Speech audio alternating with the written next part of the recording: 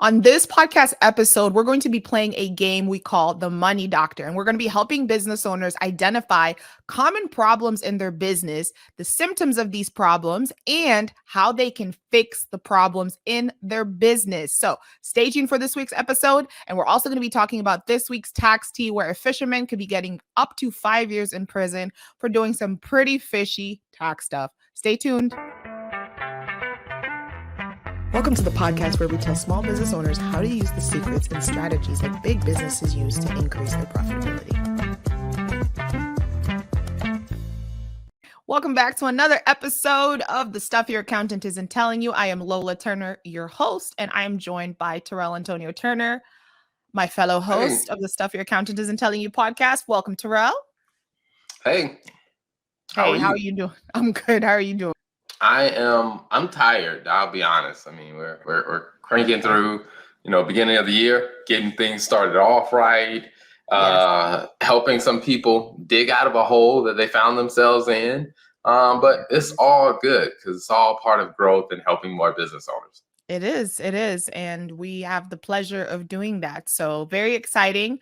I'm excited about today's episode, especially the game. Pretty excited about this game, The Money Doctor, and excited to jump in. So why don't we go ahead and get started? I would say, before we jump in, one of the things that I wanted to say about, I was pretty excited about today is I got a message on LinkedIn from someone. Okay. They sent me a message to connect, and they said, hey, love to connect because I heard about you from this conference that they went to. And it was the Mogul Millennial Pitch Conference. What is that? Like, I don't even know what it is. But I looked it up. Like the Mogul Millennials. I mean, it's a pretty big deal. There's a lot of like startups are going through that program, and I guess they had a conference, and I messaged the person, thanked them for connecting. They were like, yeah, while I was at the conference, pretty much I was having a problem with trying to find, a good accountant, that's great for like, early stage businesses, or that can provide some, good feedback and good support. And, your name kept coming up. I was like, oh, wow. I was like, I need to find out what this conference is. And I think that's just a testament to like the great stuff that we're doing with the Stuff Your Accountant Isn't Telling You. Is the stuff we're sharing is really helping people. And I mean, the word is getting out about what we're doing. So I wanted to share that because I hadn't told you that yet, but I got that message today. No, you had not told me that. And that is actually pretty exciting. And I think it's also very encouraging considering it is 9:30 p.m. when we're filming this after a very long day. And definitely is just going to fuel me to continue going. I do want to say, in light of that, I would actually like to give a shout out to Duddy Wiseman. Okay, so Duddy is, Duddy, I hope I'm pronouncing that correctly. He's a listener of the show, and he had recommended the podcast and actually gave us a pretty good review on just the podcast. So I just wanted to give a shout out to Duddy. Thank you so much for listening. And I think it's very exciting when we do these podcasts, like when we launched episode 1, and we were like, man, like how many ways could we possibly talk about accounting? And we are 37 episodes into talking about accounting and finance, specifically for business owners. So very exciting. And we have some more amazing content for the business owners that are listening. And thank you so much for tuning in every week, because, we do these every week. And personally, for me, like I do this and to help people, but sometimes, you just don't really know like what's going to hit. I mean, realistically and honestly.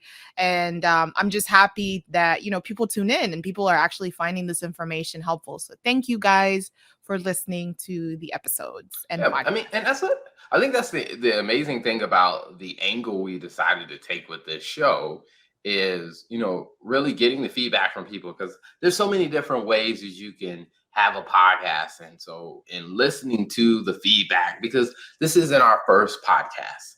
I mean, we've had multiple iterations of different styles, different approaches, and really listening to the feedback of people. And one of the big things that people were talking about is, there's a lot of people out there talking about accounting and finance and talking about how it relates to, your business, or maybe they're talking about the accounting industry. That's just for people that are accounting professionals. But one of the things that they said was missing was like someone who can actually break down the accounting and the finance, kind of break down the technical stuff and Yeah. help me understand, how do I actually use this in a business. And so one of the things that I really, appreciate is some of the feedback we've been getting, even from other accounting firms, of saying like, hey, the stuff you guys are talking about on your show, we Yeah. are actually trying to work on that with our clients. And Yeah. so having, other accounting firms reach out and say, hey, pretty much what they're saying is, hey, we're learning how to give better service to our clients by listening to your show. And Well, I'm like, that is very complimentary. Yeah, that's very yes, yes. complimentary. And you know what's funny? Like this has been a week of like reviews, like positive reviews, because I think Nicole also gave us a shout out this week. Or give Terrell a shout out, which I'm an extension of him. So yes, we're both getting a shout out. But that was pretty exciting as well. So yeah, some really good feedback. I think it just it's good to kind of get a sense, that you're headed in the right direction. So awesome. Absolutely. I mean, and I think that that's what makes, today's topic and episode, Very the money appropriate. doctor, Hmm. so appropriate, because I think there are a lot of people who are experiencing some real serious problems in their business. Yeah. And it's frustrating because they don't really know how to navigate it. I mean, I was probably compare it to something like, let's say, if there was some type of sickness that you were dealing with, and you just, you were feeling this discomfort, you were feeling this pain, something just wasn't right, and you just were like, hey, I can't really, shake this, I'm not really Right. getting Yeah. over it. You would go to a doctor, the doctor would do some assessments and probably try to help you diagnose, like, hey, here's where the problem is, and Hmm. then, hey, here's what we're going to do to make this better. And I think Right. not enough people are doing that with the finances, because one of the things that I hear a lot of times is that people are saying that they're having this type of problem, that type of problem.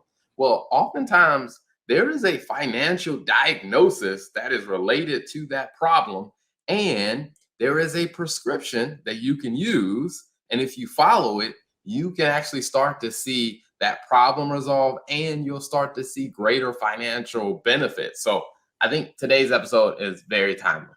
Yes, I agree, especially because I did not take the advice that Terrell just issued. I went to the foot doctor for the second time yesterday. And just for some context, I'm not going to digress because I want to stay on target, but I think this is actually a perfect sign or a perfect example.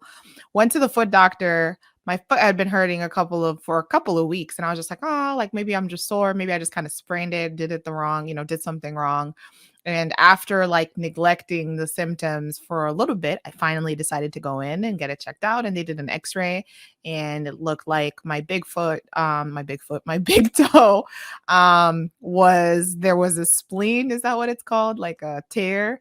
And she was like, yeah, so it looks like you kind of have a small tear here. You probably need to address it. And I think it's the same thing with business owners sometimes, where when you have those common symptoms, a lot of times, you're just trying to figure out how to kind of like just trying to jump along or bounce along and kind of stay in the game long enough because you have other things that, you're trying to focus on running a business. That's the reality.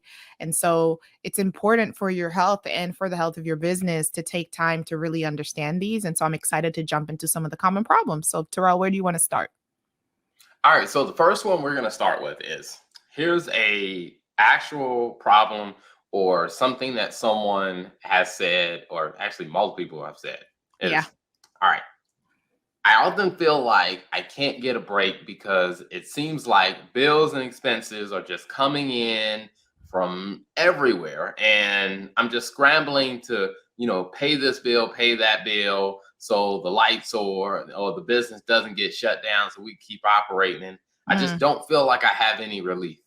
And so when I hear that problem, I would say, well, I'm gonna kick it off to you first. When you hear that problem, what do you think the diagnosis, like? What is causing that problem? I think it is a forecasting issue or budget. Let's put it simply a budgeting issue. That's what I think, because it sounds like the business owner doesn't really have an idea of what's going in and out of their business, right? Like it sounds like it's very reactionary. It's just I just can't come out for I can't catch my breath long enough to be able to actually make progress.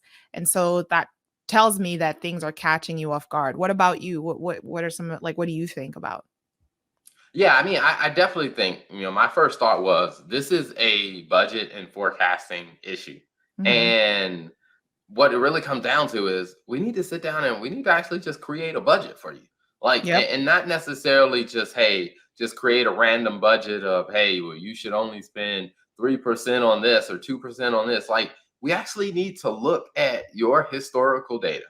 We need to Yeah. look at probably we need to start with your income statement, dig into the details, figure out where have you been spending money, how Mhm. frequently have you been spending money in these different places. So then we can start painting a picture of like, hey, based on what we know about your past habits, based on what we have an idea about what's going on now let's paint a picture of what the future is going to possibly look like if you don't make any changes. Because Yeah. I think what that starts to do is that will really help them really get ahead of, hey, what expenses should they be expecting? Now, of course, there's probably going to be some expenses that are unexpected expenses, because that does happen. But I Right. do think when you do have a good handle on the things that you should expect, you can also set up a plan to say, hey, let me build in some cushion so we can deal with some of the unexpected things if they do happen to come up as well. Yeah, and I think unexpected stuff, I mean, unexpected stuff is expected. I don't think you are expected to know everything, but I do think one thing that helps is if you can predict 85% of your expense, I mean, that's going to make your life a lot more easier. So, and I think, one of the things that I learned when we did the session earlier this year, we did a session earlier this year in one of the small business CFO sessions. I think the budget and forecasting was I think it was the second topic of the year that we covered. And one of the things that we realized is I think a lot of people, when they think about budgeting and forecasting, they really put like this whole big, grandiose, like process behind it. And it's like, no, it doesn't really need to be that large and big and complex. A budget and a forecast is simply going to tell you, hey, like Terrell said, where is my money going? Where is my money coming in? When is it going out? When is it coming in? Because the reason why you're probably feeling like you're drowning is because you're not matching when the money is coming in and when the money is going out. So you just end up like you don't know, first of all. And the reason you don't know is because you're not doing the exercise. But I think that's a really good symptom, and one that a lot of business owners face. Absolutely. Yeah. I mean, and this year, I mean, we started doing that where, because we noticed that we did a lot of forecasting and budgeting with our existing clients. But what we Mhm. realized is there were a lot of people who aren't our clients that just don't have that. So we just started making it available. Like, you know what? We're just going to create a service to where, people can pay us $500, and pretty much in 90 minutes, we're going to sit down and we are going to build out a logical forecast that it makes sense for your business, Yeah. because they may not have needed to hire us on like a month to month basis. They just needed that to get a good starting point. And so we started making that service available to people. And I have personally been surprised of the number of people who are like, man, this is a godsend. I am so glad you guys are offering this budget and forecasting service, because I had no idea how to get started and I needed some help in this area. So I definitely think that is a great one. So Yeah, and I'm constantly amazed, I don't think I'll ever be tired of seeing people's reactions when we help them and they're just like, man, like for them it's just like a light bulb goes off. And for us, I think as accountants sometimes we're like, man, like this is just it makes sense because we do this all day. You know what I mean? Like it's easy when you do something and it's your job all day and you're just like this makes sense to me. Like it's easy, but you don't know how much it really, revolutionizes and changes the life of someone where they're like, man, like I finally get it. Okay, the numbers make sense. I know what I need to go do. And that light bulb going off for me is definitely like, it's very encouraging and exciting to see. Absolutely. So, Mhm. what's our next symptom that we are dealing with? So I'm really excited about this one because this is a very common problem. So the symptom is, okay, I'm just gonna read it off here because I wanna make sure I have it right. And I want to do something a little bit different, Terrell. So I'm gonna read the symptom and then I want you to guess, or based not, you're not really guessing because you have the experience. Based on your experience, what would the problem be in this situation? So the symptom Okay. is I'm often afraid I won't have enough money to make payroll. I love my team and want them to be compensated, but not gonna lie, payday is always scary. Oh, this is a cash problem. There you go. There you go. And what are you recommending to this business owner? It's a cash flow problem. So what are you prescribing to them to help them fix this problem? I think step one is, let me put on my doctor's, coat. All We right. should have Step worn that for one the episode is today. I should wear my scrubs for the episode today. Okay, go ahead. Sorry. maybe I'll come back with a stethoscope or something. There you go. All right. Right. So step one, I think, is we need to look at your cash flow, you know, your cash flow. And to be just very straightforward, what cash flow is, we need to follow the money in your business. We need to see Mhm. how money is coming in and money's going out. Now, the easiest way to do that is to look at your cash flow statement. And by looking at that, we're going to be able to see how is money coming into the business, how's money going out. We'll see how much is coming in and how much is going out. Because once we start looking at that, we can start understanding, where some of the challenge or the problem is. So yeah, a cash flow analysis is definitely the medication I would subscribe for this issue. Okay, then. All right. I mean, I agree. I think that a cash flow analysis, to be honest, I think when we think about the income, the financial statements, I don't think the statement, a cash flow or the cash flow statement gets enough love. But it really is like when people talk about cash is king, like cash is really the king of your business. So you can put together a nice income statement, you can put together a nice balance sheet, but there is nothing like your cash flow statement to really give you a sense of, like Terrell said, following the money. So yes, I think I would say if we were to give awards for the most underrated financial statement, I think it would be the statement of cash flow. But Yeah, I mean, we should yeah. make a meme for that. Like, I know that would probably do well on LinkedIn. Like, Yeah. hey, the most underrated or underappreciated financial statement is the cash flow statement. Oh, watch me. I'm about to create that after this episode. But yeah, because I mean, it's true. It is like the statement of cash flow is just, I mean, I'm not gonna lie. Like, even in my corporate roles that I've worked in, but for larger businesses, people did not spend a lot of time on the statement of cash flow. Everyone's income statement, balance sheet. And I mean, like really, cash is king. Like if you run out of money, and we talked about this, like, right? What is the phrase that we say when the cash is like king? I'm gonna do this badly. When the cash I is will, I down, will, I will thank say you. it. Please do it So, because I'm really so, struggling. so it's like chess. Cash is king, and when the king is down, the game is over.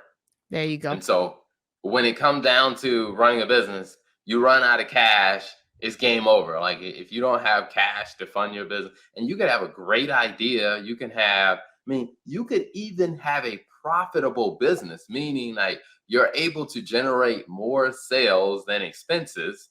But if you're not able to collect and get the cash in, that very profitable business is going to be sold to someone else, and if they have enough strategy to fix the cash problem, they'll be running your business instead of you.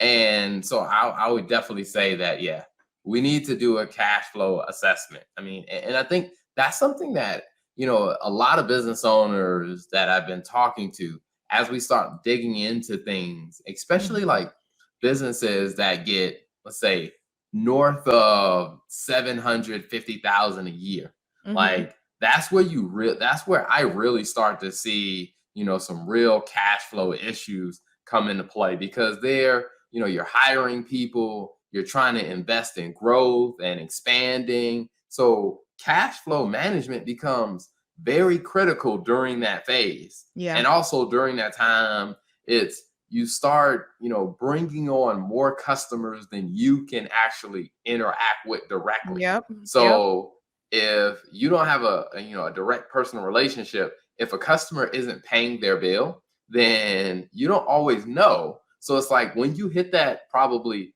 750 and above, like cash flow analysis and assessments become very, very critical, because that's what's going to allow you to stay alive as a business. Yeah, and I think I want to say one more thing to what you said, because you made a really good point about once you get north of 750, it becomes even more critical. And I think sometimes when there's more money flowing into the business, like when revenue is no longer a problem, it's like, man, we have more and we have more money than we've ever had in this business. I think sometimes it's easy to just think that the revenue is going to fix the problems. It's going to fix all the problems. But a lot of times people don't think, "Oh, I'm also hiring. Oh, I'm also moving into a bigger building. Oh, I'm also, I need more infrastructure, whether it's, online or physically, to help support the customer base that I'm supporting." And so I think people don't really think that as your revenue grows, oftentimes, unless maybe you're a SaaS business, but oftentimes your expenses will also grow. For the most part, like just in operating the business. And I think sometimes people neglect that. And then you end up in situations where you're spending all this money and you're like, man, like crap, like I'm making more money than I've ever made, but I still am having payroll cash flow issues. So important Yeah. one. All right. So the next symptom is, and this is probably a very painful symptom, is, Mm. the interest rates on these short-term loans are killing us. And they are pretty high on these. I call them bad money loans. Ooh. And we just can't seem to get away from having to use these short-term, whether it's payday or even whether it's cabbage The or worst. whether it's blue vine, some of these very high interest rate short-term Mhm. loans, because we're always needing more cash. So when you start to hear that, what's kind of your thoughts on that? My thought on it is it sounds like they have a business model issue. And what I mean by that is it sounds like it's kind of a combination of a couple of things. So it's either their sales is an issue, or maybe they have too many expenses, or maybe they're just not collecting, on their invoices in time. So that would be kind of my thought. Like, I think it may be one or the other. There may be multiple things going on in there that may be driving that, them having to constantly go out and get those high interest loans. Yeah, I would agree. I mean, I've seen this with several clients, and one of the things that I've noticed a lot of is that, this is a business model problem. Like, your business model is not profitable enough for you to do the things that you're trying to do. So Mhm. we got to take a step back. Either we need to raise prices, or either we need to figure out how to cut costs. We need to figure out how to deliver our product or service at a more efficient way, and that's a business model problem. And then I think also, and something we've alluded to before, is, hey, the people that owe you money, you need to make sure that they pay you. Yeah. Definitely, absolutely. And I think the overall view that I have is, and I mean, I've done this myself personally, so I'm not going to say that I don't think anybody's perfect. I think you just have to be intentional about it. Is really understanding, like you said, like, okay, your sales, what's coming in, the timing that it's coming in, is it coming in time to cover your expenses? And really being able to understand, like, okay, what's the problem here? Is it a money? Is it a not enough money problem? Is it money isn't coming in time problem? Or is it just, hey, you spending too much money? And sometimes, Yeah. you wake up and you're like, oh crap, like I've spent X, but I only have, X, I only have Y. And you're like, okay, the numbers are not matching. And at the end of the day, and I'm using all my quotes today, men lie, women lie, but the numbers don't lie, in the words of Jay-Z, which is my favorite accounting quote. But I do think a special shout out to Chris Word for teaching me that one.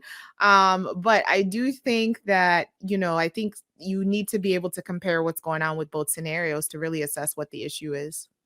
Yeah, and I think here's a very practical way of assessing that is when you look at your business and you ask yourself, okay, on average, how much am I spending to operate my business? Just look at all your expense. Let's just look at last month. How much money did you spend in your business? Then let's look at, okay, how much money did you have coming in revenue and sales? Now, if your expenses are above your revenue, then okay, that's That's a probably red where your flag. answer is. Yeah. Like we either need to get the sales up or we need to reduce the expenses or a combination of both. Hmm. But if you're in a situation where your revenue or your sales are higher than your expenses and you're still finding yourself in this situation, then it's probably a collections issue, or I guess they would say a timing issue, Hmm. meaning you're paying your vendors or you're paying expenses before your customers are paying you. And you Right. got to figure out how to adjust that timing. And one of the easy ways to do that is to look at an AR aging report where you can see, hey, who is 30 days past due? Who is 60 days past due? Who's 90 days past due? And then how do you create a consistent process to follow up with the customers who are not paying their bills? And once you start really looking at that simple strategy, that can solve the problem for a lot of people. No, that's good. I think that's a really good point. I was just thinking about, if you have an income statement, or you have your financial, or your accountant is keeping up with your financials, or let's say you're doing your own financials, this is something you can do in a maybe in a matter of 5 to 10 minutes, in terms of just your revenue, like comparing the money that's coming in to the money that's going out in terms of your expenses. And if your number is negative, then okay, like Terrell said, either you need to reduce your expenses, or hey, you need to bring in more money through the door. So really leveraging the financials and the numbers that you have, to really, really understand where your business is. So. Absolutely. So I'm curious now, what is the last symptom that you want to talk about for today? Okay, so I think the last one is a very common one. And the one I want to talk about is, you and your staff are constantly working, but it seems like there still isn't enough money, and they don't have the capacity to work any more than they already are. I mean, listen, I think this is one we've dealt with. I won't speak specifically for you as the CEO, but I think this is one that, like, our business has kind of dealt with because of the structure of accounting services, where you're kind of going through that point where you're growing, but like, man, like, okay, you've grown and you kind of have that point where it almost seems like you're capped at that. So I want to get your perspective, because I'm actually interested, because I think this is something you've dealt with in our business. So what do you think if somebody comes to you and tells you that, hey, Terrell, like, my team and I are constantly working. We're working a ridiculous amount of hours, in my opinion, and there's still not enough money. And I just don't feel like we really have the capacity to work any more than we're currently working. What would you tell them the problem is? Yeah, the most straightforward and probably uncomfortable answer is your prices are too low. I mean, All that's right. what it really Okay. comes down to. I Okay. mean, So, you're doing low value work too often. what is that? What do you mean when you say low value work? Like, how do So you define typically, that? typically when you're looking at this, I mean, you're like, okay, all right. If if my team is working, we're at full capacity, we are doing as much work as we possibly can, or let's say Mhm. we're at 90% of our capacity. Okay. Well, if we're still running into money problems, then that probably means is we are spending all of our time working on the lowest price stuff. Like, for example, I was working with a law firm once, doing some work with them and analyzing some stuff because they were having this exact same issue. And Okay. so we did what I call a gross profit analysis. And I started looking through the numbers. And then I realized, I said, you know what? 80% of your time is spent on the type of work that you make very little money on, which means only 20% of your time is actually spent on the cases that generate the most profit. And when we looked at it, we realized the reason why that was the case is because they were advertising and they were marketing the low value work. So their team was constantly working. But my thing is, like, if you're not making that much money on the work that you're doing, you're going to have to work a whole lot if you're going to try to even survive. And it's just, for Yeah. most businesses, you can't survive if your prices are too low. Okay. All right. No, that I think that's a really good one. And I think a lot of times people, I'm gonna give a counter because I'm actually interested in diving into this a little bit more. But some of the responses maybe, but I'm helping people. Like I'm helping make people's lives better. Like, I can't charge people a lot more than I currently charge. Like, how would you balance that? Well, the truth of the matter is, you might be helping. I mean, you really are helping people's lives get better because you're giving them something of value at a very low price. Like, you're funding, I mean, you are subsidizing, what they are getting. Yeah. And I get it. But also, the question that I would ask you is, well, if you keep at this pace, like, how long are you going to be able to survive? Because while you may be helping people, and I'm like, hey, you better hope that you're helping people, because at this rate, looking at your numbers, you're going to need some help pretty soon. So you better hope. Dang, Terrell, way to put it on him. Like, hey, it is what it is. Hey, you could help people and make the money, or hell, help people and close down. I don't know what to tell you. But I mean, I would say, in all seriousness, I mean, Yeah. I wouldn't tell a person. Maybe I wouldn't tell them that bluntly like that. I mean, unless we had a good rapport. But what I Yeah. will tell some people is, because we do it ourselves. I mean, like, our Yeah. average price on bookkeeping support services is probably somewhere between $800 to $1,000 a month. Is kind of what some of our clients are spending. And when I looked at it, I said, hey, there are some smaller businesses that can't afford that. We would still Mhm. like to help them. So what we did is we set a limit. We said, hey, we are only going to take on 8 clients that fall below that. Yeah. Once we hit 8, that is all the people we have the capacity to help. Now that Mm. we've added more staff and we've grown some, maybe we can extend that a little bit more. But I do think, as a business, we had to put a limit on our charity, Yeah. because we are a for-profit business, which means we need to generate a profit. Even for those companies that are nonprofits, you still have to put a limit on your charity if you don't have unlimited resources. And Yeah. so I always tell business owners, like, yeah, you may be great that you're helping people, but maybe we need to set a reasonable limit on how many people you can actually afford to help and still stay alive. I like that. I really like that, because I think oftentimes people think that when they think about charity, they don't think about the numbers, because it's like, no, there's no limits. Just give everybody. Everybody needs something. But I'm like, no, even a charity needs to make enough money to be able to be charitable. So at the end of the day, if you want to be charitable in your business, you need to set a target that is realistic for your business, because the reality is, in order for you, if I think about it like this, in order for you to continue to be profitable, like in order for you to continue to be able to help people, you need to be profitable. And you can't be Yeah. profitable if you're giving away stuff for free all the time, or if you're charging, like Terrell, you said, if you're doing low value work, like you're barely going to have enough money to sustain your lifestyle and your business, and pay your employees to be able to continue to do what it is that you want to do. So I thought that was a really, really good one. So just do you want to go through just a recap of what we've talked about, or you think people go back and listen to the episode?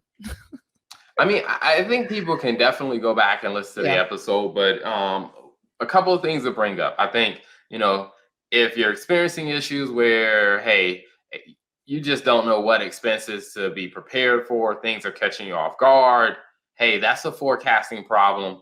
You need a forecasting process in place. And if if payday is always a cash concern for you, a cash flow assessment, cash flow analysis, that's where you need to spend some time. And if you're constantly, having to take out short-term loans and go get these short-term financing, we really need to take a look at your business model to see, does your business model make financial sense? And then, of course, if your staff is working at capacity, you are working at capacity, but you guys are still struggling, this is likely going to be a pricing issue, meaning you are spending too much time on low value work. So we either need to raise your prices, and there are some unique strategies that you can use to effectively raise your prices.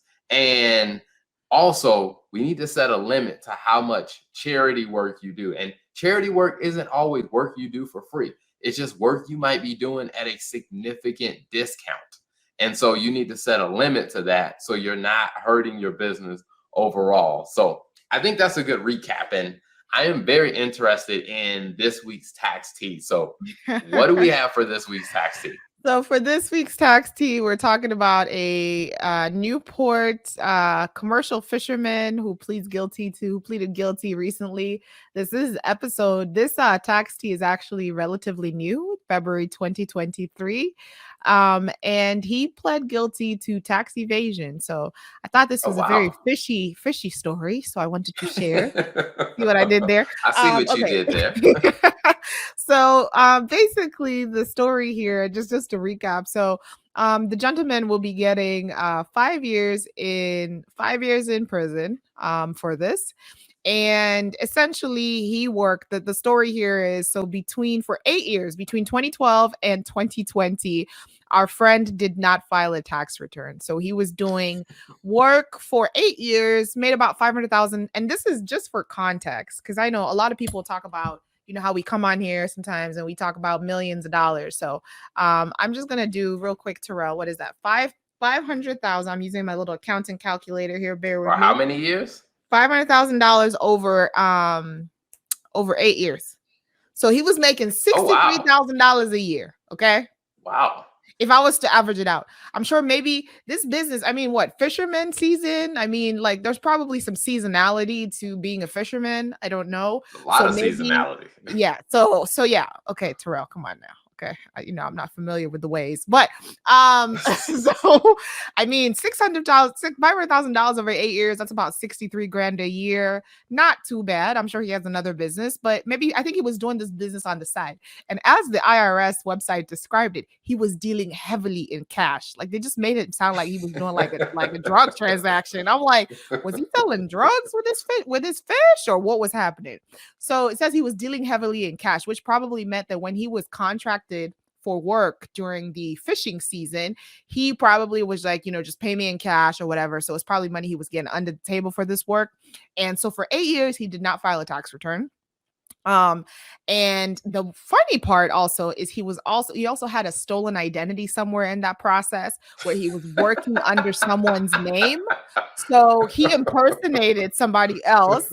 I don't know if in this moment, maybe he thought all right, they might be on to me. So maybe when they asked him for information or a social security, he gave them someone else's name. And so provided false information, false identity, was working under someone else's name. So, basically, yeah. He just did some fishy stuff, finally caught up with him.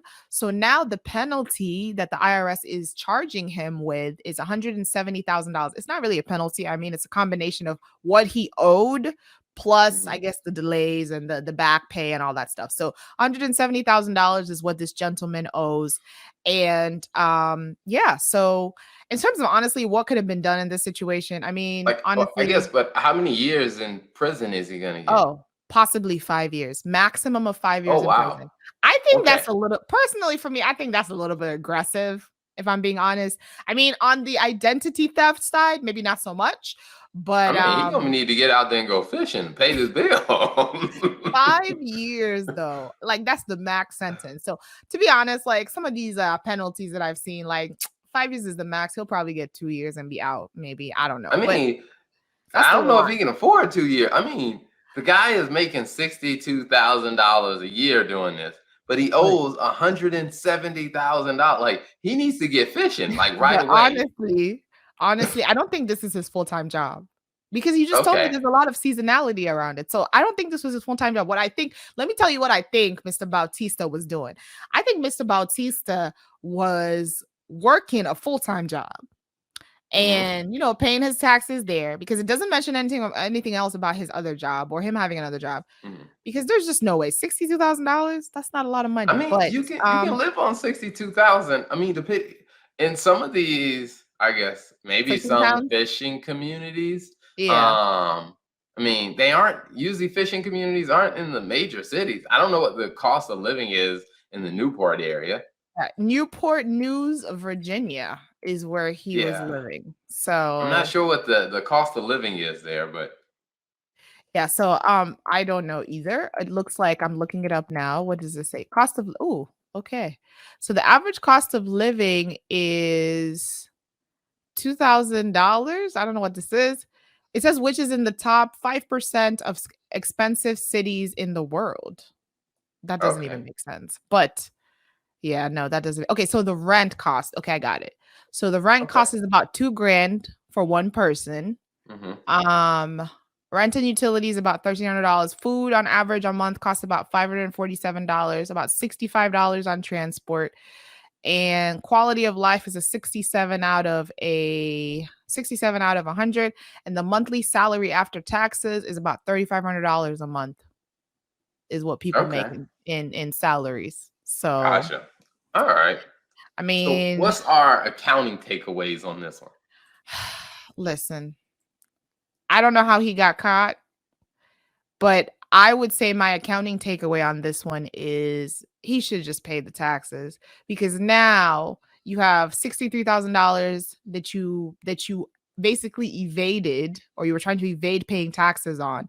And now with the penalties and everything, I bet you the money that he actually made wasn't really worth it at this point, because now you have to work to pay $170,000 and you're not really going to enjoy fishing anymore. Now, well, I don't know if you enjoyed it, but now it's just going to be you working to pay off $170,000. So maybe this is not an accounting take, but I really feel like it wasn't worth it, especially for $63,000 a year.